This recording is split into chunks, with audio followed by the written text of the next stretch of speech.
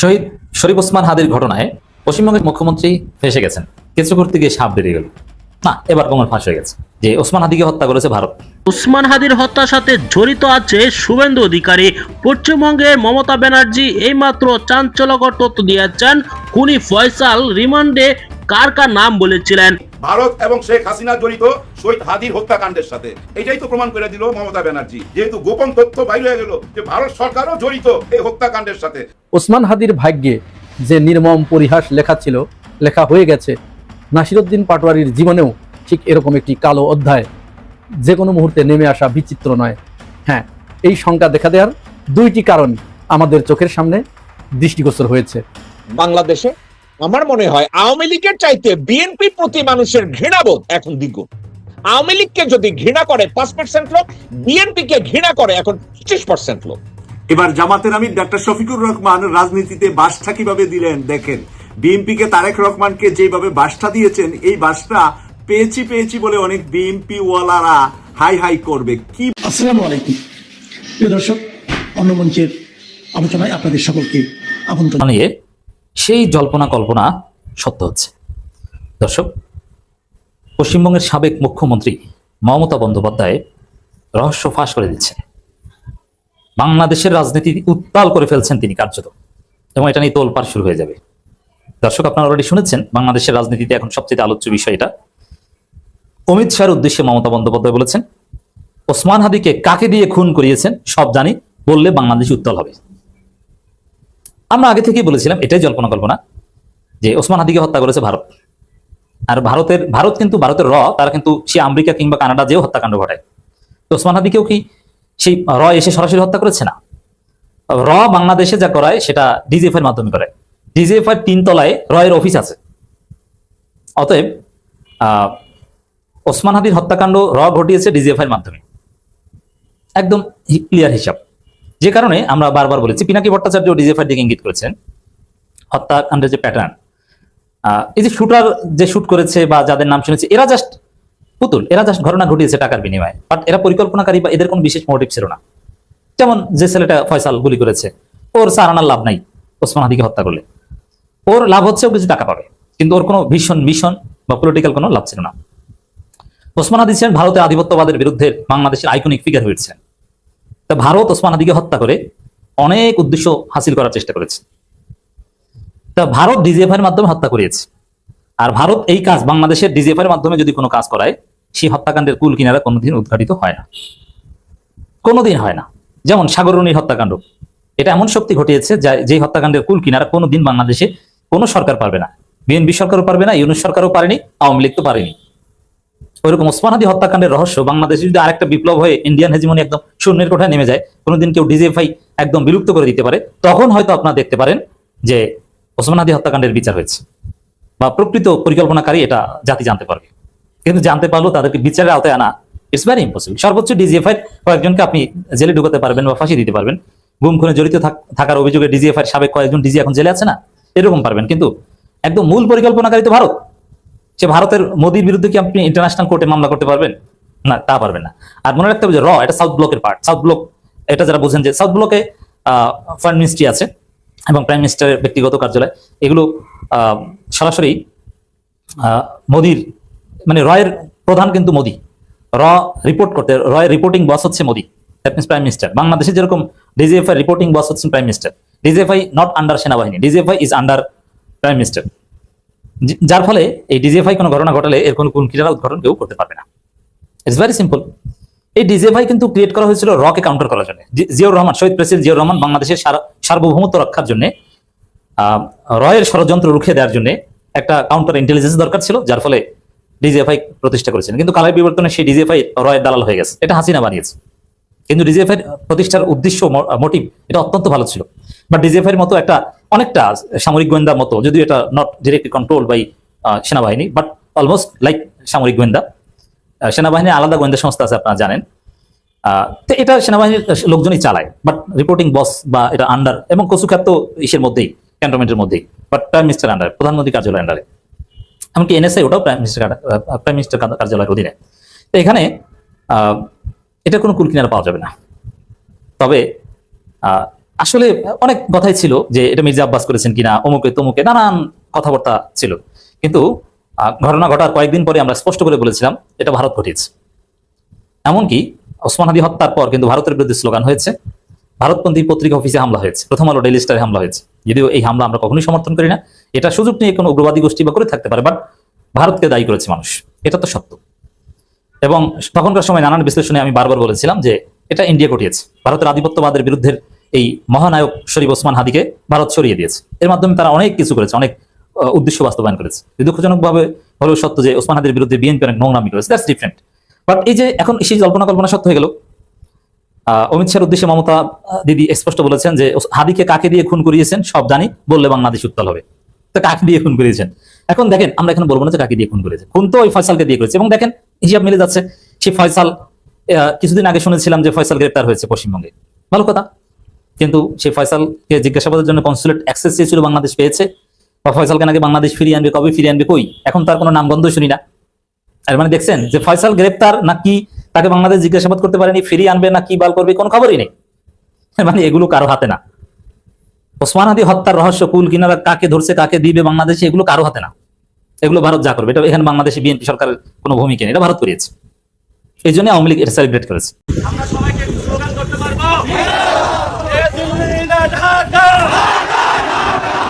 নাসিরউদ্দিন পাটোয়ারির জীবনে অনেক বড় শঙ্কা দেখা দিয়েছে। রাজনৈতিক বিশ্লেষকরা মনে করছে ওসমান হাদির ভাগ্যে যে নির্মম পরিহাস লেখা হয়ে গেছে, নাসিরউদ্দিন পাটোয়ারির জীবনেও ঠিক এরকম একটি কালো অধ্যায় যে কোনো মুহূর্তে নেমে আসা বিচিত্র নয়। প্রশ্ন করতে পারেন হঠাৎ করে এই শঙ্কা কেন দেখা দিল? হ্যাঁ, এই শঙ্কা দেখা দেওয়ার দুইটি কারণ আমাদের চোখের সামনে দৃষ্টিগোচর হয়েছে। এই দুটি বিষয়ে আমি আপনাদেরকে একটু আলোকপাত করব। এই বিষয়ে আলোচনা করার আগে আমাদের একটু বুঝে নেওয়া দরকার যে প্রেক্ষাপটটা কি তৈরি হয়েছে। ওসমান হাদি কোন প্রেক্ষাপটে এই দুনিয়ার বুক থেকে চলে গেছে, তাকে কেন হত্যা করা হয়েছে, কোন পরিস্থিতির ভিতর দিয়ে তিনি যাচ্ছিলেন যে তাকে হত্যা করা হয়েছে, এবং ওসমান হাদি হত্যাকাণ্ডের সাথে কারা জড়িত, কেন তাকে হত্যা করা হয়েছে, এটি গত পরশুদিন কলকাতার যিনি সদ্য বিদায়ী মুখ্যমন্ত্রী তৃণমূলের মমতা বন্দ্যোপাধ্যায়, তার একটি বক্তব্যের মাধ্যমে এটা একেবারে পরিষ্কার হয়ে গেছে। দীর্ঘদিন ধরে এদেশে ওসমান হাদির যারা সতীর্থ রয়েছে তারা দাবি করে আসছে হাদি হত্যার সাথে সরাসরিভাবে ভারত জড়িত, এবং ভারতের যে গোয়েন্দা সংস্থা, এই গোয়েন্দা সংস্থার মাধ্যমে এদেশে তারা এত অ্যাক্টিভ যে তারা ডিপ স্টেটের কোন শক্তিশালী মাধ্যম দিয়ে ওসমান হাদিকে হত্যা করিয়েছে। মমতা বন্দ্যোপাধ্যায় সে কথা পরিষ্কার করে বলে দিয়েছেন, সেটা গতকালকের ভিডিওতে আমি আপনাদেরকে বলেছি।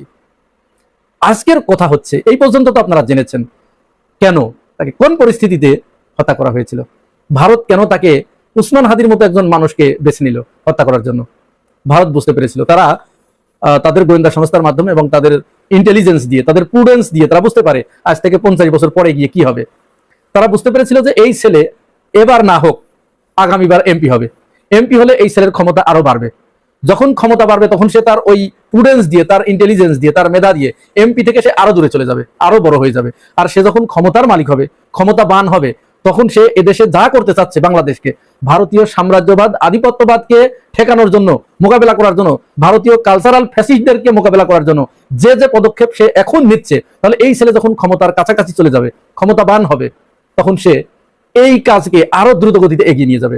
যেটা 5 বছর লাগতো যে কাজ করতে, সে যখন ক্ষমতার কাছাকাছি চলে যাবে তখন এই কাজ করতে তার মাত্র 6 মাস লাগবে। এটি ভারত বুঝতে পেরেছিল।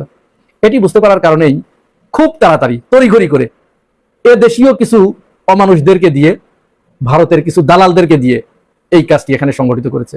মূলত ওসমান হাদিকে হত্যার মাধ্যমে বাংলাদেশকেই তারা পঙ্গু করে দিয়েছে। বাংলাদেশে আর উচ্চকিত ভয়েস নাই, হাদির মতো ভয়েস নাই। তবে আশার বাণী হচ্ছে হাদির পরে এই নাসিরউদ্দিন পাটোয়ারি সেই ভয়েস নিয়ে, সেই কার্যক্রম নিয়ে, সেই গতি নিয়ে দ্রুত গতিতে সামনে এগিয়ে যাচ্ছিল। কিন্তু আমরা গভীর উদ্বেগের সাথে লক্ষ্য করলাম তার পিছনেও ইতিমধ্যে লোক লেগে গেছে, তার শত্রু তৈরি হয়ে গেছে। বিএনপি ইতিমধ্যে এই নাসিরউদ্দিন পাটোয়ারির উপরে প্রায় 1 ডজন বার হামলা করেছে। তাকে মূলত এই হামলা করতে করতেই এক পর্যায়ে দুনিয়ার বুক থেকে সরিয়ে দেবে, সুযোগ পেলেই, বাগে যখন পেয়ে যাবে। হামলাগুলো করছে, মনে করেন এখন ঢিল ছুটছে, ডিম ছুটছে, কখনো কখনো কিল ঘুষি দিচ্ছে। এরপরে যখন বাগে পেয়ে যাবে তখন তাকে দুনিয়ার বুক থেকে সরিয়ে দেবে। এখন কেন তাকে কেন টার্গেট করা হলো, তাকে কেন এরকম বারবার হামলা করা হচ্ছে, এবং কেন তাকে হাদির ভাগ্য বরণ করতে হবে? কারণ হাদির পরে তিনিই একমাত্র ব্যক্তি যিনি সত্য কথা উচ্চারণ করতে বিন্দু মাত্র দ্বিধা করে না। আপনারা খুব লক্ষ্য করবেন কিন্তু এই নাসিরউদ্দিন পাটোয়ারি দুর্নীতির বিষয়ে কথা বলছে, চুরির বিষয়ে কথা বলছে, অনিয়মের বিরুদ্ধে কথা বলছে, অন্যায়ের বিরুদ্ধে কথা বলছে। এখন এই অন্যায়ের বিরুদ্ধে কথা বলতে গিয়ে তিনি এমন ভাবে অকাট্য দলিল দিয়ে, যুক্তি দিয়ে, চোখে আঙ্গুল দিয়ে দেখিয়ে দিচ্ছে, যখন এই একেবারে অকাট্য কথা তো অনেকেই বলে, কিন্তু তারা চোখে আঙ্গুল দিয়ে দেখাতে পারে না এবং রিলেট করতে পারে না। নাসিরউদ্দিন পাটোয়ারির একটা অন্যতম গুণ হচ্ছে, তার অন্যতম একটা কোয়ালিটি হচ্ছে তিনি রিলেট করতে পারেন, এবং যাকে উদ্দেশ্য করে তিনি এই কথাটি বলছেন তার কলিজা পর্যন্ত এই কথাটা যেয়ে গেঁথে যায়। তিনি বিএনপি 5 আগস্টের পরে জামাত ইসলামকে মুনাফেক প্রমাণ করার জন্য চরমোনাই এবং বিএনপি উঠে পড়ে লেগেছিল, জামাত ইসলাম মুনাফেক। তাহলে মুনাফেক কাকে বলে? মুনাফেক হচ্ছে যারা ওয়াদা দিয়ে ওয়াদা খেলাপ করে, আমানতের খেয়ানত করে। যখন এই পর্যায়ে চলে যাচ্ছিল, বিএনপি সমর্থিত যে সমস্ত মিডিয়া আছে এখানেও জামাত ইসলামকে মুনাফেক ট্যাগ দেওয়ার একটা প্রক্রিয়া কিন্তু শুরু হয়ে গিয়েছিল এবং এটা অনেকটা সফল হতে যাচ্ছিল। এইখানে এসে একটা বাড়ি দিয়েছে নাসিরউদ্দিন পাটোয়ারি। নাসিরউদ্দিন পাটোয়ারি এই বয়ানটাই, ন্যারেটিভটা ভেঙে দিয়েছে। কিভাবে ভেঙে দিয়েছে? একেবারে সত্য সামনে নিয়ে এসেছে। এটা হচ্ছে যে আপনি আপনার জনগণের সাথে যে ওয়াদা করেছেন সেটি যদি আপনি ভঙ্গ করেন তাহলে তো আপনি মুমিন থাকতে পারেন না। মুমিন যে নয় সে মুনাফিক। যেমন বিএনপির যে 31 দফা, এই 31 দফার প্রথম দফাটাই ছিল গণভোট কার্যকর করা। ক্ষমতায় গেলে তারা অবশ্যই গণভোট কার্যকর করবে, কিন্তু ক্ষমতায় এসে তারা কি করেছে? প্রথমেই গণভোট বাতিল করেছে। এটা কিন্তু তাদের নির্বাচনী ম্যানিফেস্টোর একেবারে শুরুতেই রয়েছে, 1 নাম্বার ধারায়। এরপরে তারা বিভিন্ন ধরনের এই যে ন্যায়পাল গঠন করবে, সাংবিধানিক যে পদগুলো আছে সেগুলো রক্ষা করবে, সেগুলো তারা বাতিল করেছে। গুম কমিশন তারা বাতিল করে দিয়েছে। তারপরে সংস্কার পরিষদে যে সমস্ত আলাপগুলো হয়েছে টোটালি বাতিল করে দিয়েছে, একটাও আর ওগুলো রাখে নাই। এই যে 1.5টা বছর ধরে এই আলী রিয়াজের সাথে আসা যাওয়া হলো, সব কিছু বাতিল করে ফেলেছে। অর্থাৎ যে আশা আকাঙ্ক্ষা নিয়ে দেশটা দ্বিতীয়বারের মতো স্বাধীন হলো, ফ্যাসিবাদ মুক্ত হলো, যে নিয়ম কানুনগুলো থাকার কারণে শেখ হাসিনা ফ্যাসিবাদে পরিণত হয়েছিল, এই সংস্কারটা দরকার ছিল যে এইগুলো সংস্কার করে ওইখানে ওই ফ্যাসিবাদ ফিরে আসার পথটা রুদ্ধ করতে হবে। সবাই কিন্তু একমত হয়েছিল। বিএনপি পুরোপুরি সেখান থেকে একেবারে গণেশ উল্টে গেছে। নাসিরউদ্দিন পাটোয়ারি সেই কথাটাই খুব জোর দিয়ে বলেছে যে তাহলে যারা জনগণের সাথে যে ওয়াদা করেছিল, দেশবাসীর সাথে যে ওয়াদা করেছিল, নির্বাচনী ইশতেহারে যেগুলো ঘোষণা করেছিল, এইগুলো যারা ভুলে যায়, এইগুলো যারা মানে না, পালন করে না, মূলত তারা হচ্ছে মুনাফিক। এত অসৎ মানুষের ভিড়ে, এত জঘন্য চরিত্রের মধ্যে থেকে তারেক রহমান কি নিজেকে গুছিয়ে বের করে আনতে পারবেন কিনা? আমি বিএনপিকে ক্রিটিসাইজ করি। বিএনপির বর্তমানের অবস্থাটা এমন, বাংলাদেশে আমার মনে হয় আওয়ামী লীগের চাইতে বিএনপির প্রতি মানুষের ঘৃণাবোধ এখন দ্বিগুণ।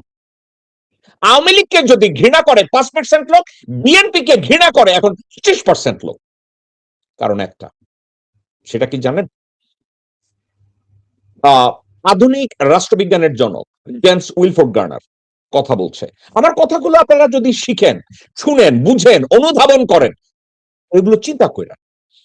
আধুনিক রাষ্ট্রবিজ্ঞানের জনক জেমস উইলফোর্ড গার্নার বলছে, একটা সিস্টেমের ডেভেলপ করতে গেলে ক্ষমতাসীনদের সমালোচনা করো, অতীতে যারা ছিল তাদেরকে নিয়ে সমালোচনা করতে যায় না। কারণ অতীতে যারা ক্ষমতায় ছিল তারা একটা সিস্টেম পরিবর্তনের করতে পারে না, অতীতে ছিল।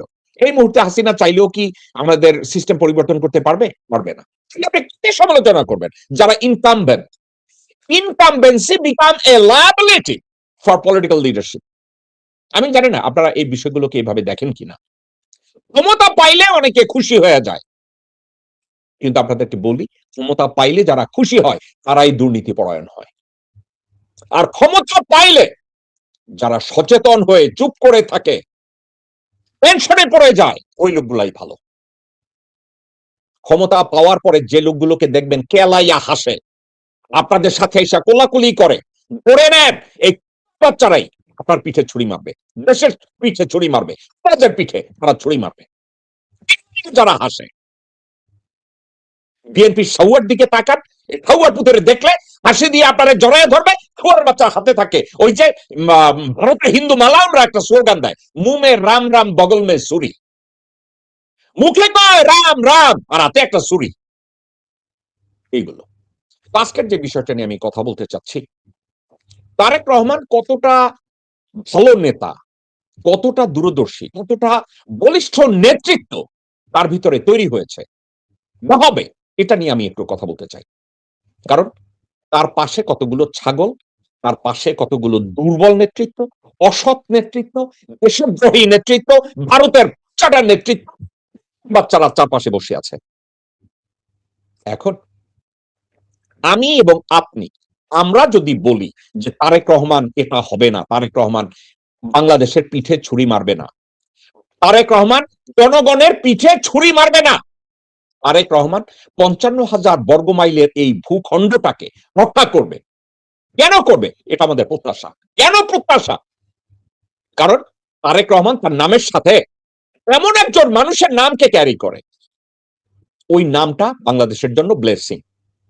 শহীদ রাষ্ট্রপতি জিয়াউর রহমান, ওই নামটাকে সে ক্যারি করে, এবং ওই নামের শেষে আবার আরো একটা জিনিস সে ক্যারি করে, যার মা ছিল বেগম খালেদা জিয়া, যাকে বলা হতো আনকম্প্রোমাইজিং লিডার, তার ছেলে। আপনারা একটু তাকায় দেখেন চারিদিকে, ছাউয়ারা যখন লোকজন ভুয়া করে জুতা মারে, আইনমন্ত্রীরা যখন ভুয়া ভুয়া মহিলা ঝাড়ু মারে, জুতা মারে, অর্থ আর পরিকল্পনা মন্ত্রীরা যখন ভুয়া ভুয়া মহিলা ঝাড়ু মারে, তারেক রহমানকে কেউ ভুয়া ডাকতে রাজি না। কারণ একটা, সে জিয়ার ছেলে, সে বেগম খালেদা জিয়ার ছেলে, তার দায়িত্ব আছে, তার দায়িত্ব অনেক। এখন এত অসৎ মানুষের ভিড়ে, এত জঘন্য চরিত্রের মধ্যে থেকে তারেক রহমান কি নিজেকে গুছিয়ে বের করে আনতে পারবেন কিনা? আমার তো মনে হয় এই সব অনিয়মের মধ্যে, দুর্বলতার মধ্যে, আমার তো কেন যেন মনে হয় তারেক রহমানের জন্য এটা একটা গোল্ডেন অপরচুনিটি, তার বলিষ্ঠ নেতৃত্ব নিয়ে সামনে এগিয়ে